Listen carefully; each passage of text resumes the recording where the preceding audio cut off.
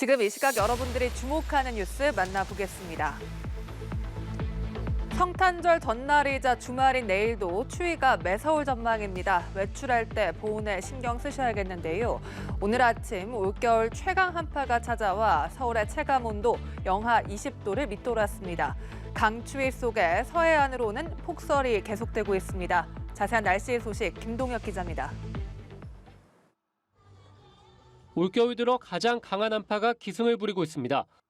오늘 아침 서울의 기온은 영하 13.7도까지 떨어졌고 체감하는 추위는 한때 영하 22.3도를 보였습니다. 강원 설악산 영하 26.3도, 경기 동두천 영하 16.3도, 충북 제천 영하 14.9도 등 곳곳에서 올겨울 최저를 기록했습니다. 계속되는 한파에 올겨울 한랭 질환자는 104명으로 지난해 같은 기간과 비교했을 때 2배 이상 늘었습니다. 신고된 한랭 질환자의 43%가 65세 이상 고령자로 주로 저체온증 진단을 받았습니다. 기상청은 이번 한파의 경우 주말부터 기세가 꺾이겠지만 당분간 예년보다 추운 날씨는 이어지겠다며 건강관리에 유의해달라고 당부했습니다. 충청과 호남, 제주 등 서해안 곳곳으로는 대설특보가 발령 중인 가운데 눈이 내리고 있습니다. 오전 9시 기준 적설은 제주 산지 77.5cm, 전북 임실 55.2, 충남 서천 33.7cm입니다. 충청과 호남, 제주도에는 오늘 저녁까지도 대설이 쏟아지겠고 늦은 밤부터 내일 아침 사이에도 호남 서부에서 강한 눈이 예상됩니다. 지난 주말 폭설에 이어 또다시 많은 눈이 내리고 있는 만큼 시설물 붕괴 등의 피해가 없도록 주의가 필요합니다. 거센 눈보라로 하늘길도 막히고 있어 항공기 이용객은 운항 정보를 사전에 확인해야 합니다. 연합뉴스TV 김동혁입니다. 5G 기지국을 구축하겠다는 약속을 제대로 이행을 하지 않은 이동통신 3사에 대해 정부가 28GHz 대역 주파수 할당을 취소하거나 이용기간을 단축하는 처분을 확정했습니다. 과학기술정보통신부는 오늘부로 5G 이용 주파수 중 28GHz 주파수에 대해 SK텔레콤의 이용기간을 6개월 단축하고 KT와 LG U+는 사용을 중단시켰습니다. 이통 3사는 처분에 이견을 밝히지 않은 것으로 알려졌습니다. 정부는 반납 주파수 일부 구간에 제4 이동통신사 진입을 위한 구체적 방안을 내년 초에 발표할 계획입니다. 연말 특별 사면 대상자를 정하는 법무부 사면심사위원회가 오늘 열렸습니다. 심사위는 이명박 전 대통령은 사면과 복권 명단에 김경수 전 경남지사는 복권 없는 사면 대상에 포함한 것으로 알려졌습니다. 신선재 기자입니다. 법무부가 사면심사위원회를 열고 연말 특별 사면심사안을 논의했습니다. 오늘 어떻게 심사할지 모르겠어요. 철저히 심사해야죠. 경제인 중심으로 이뤄진 지난 광복절 특사와 달리 이번에는 정치인들에 대한 사면이 거론돼 관심을 모았습니다. 사면위는 약 6시간의 심사 끝에 이명박 전 대통령과 김경수 전 경남지사를 사면 대상에 포함한 것으로 알려졌습니다. 이 전 대통령은 이달이면 끝나는 형 집행정지 기간을 추가로 연장하지 않았고 윤석열 대통령도 사면 필요성을 언급한 터라 사면이 유력시돼 왔는데 사면이 최종 확정되면 남은 형기 15년이 면제됩니다. 드루킹 댓글 조작 사건으로 지난해 징역 2년형을 확정받고 복역 중인 김 전 지사는 5개월 정도의 형기를 남겨두고 있습니다. 자필 가석방 불원서를 공개하며 사면을 거부했는데 복권 없는 사면 대상에 포함된 것으로 전해졌습니다. 이에 따라 2028년 5월까지 피선거권이 제한돼 선출직에 출마할 수는 없을 것으로 보입니다. 다만 정치 활동은 가능한데 최근 민주당에선 김 전 지사의 당내 역할론이 제기되기도 했습니다. 이 밖에 최경환 전 경제부총리 겸 기획재정부 장관과 전병헌 전 청와대 정무수석도 사면 명단에 올랐습니다. 반면 사면이 거론돼 온 한명숙 전 총리는 추징금 7억 원을 내지 않아 심사 대상에 오르지 못한 것으로 알려졌습니다. 심사위가 정한 대상자들을 한동훈 장관이 윤 대통령에게 보고하면 윤 대통령은 오는 27일 국무회의에서 명단을 최종 확정한 뒤 사면을 단행할 것으로 보입니다. 연합뉴스TV 신선재입니다.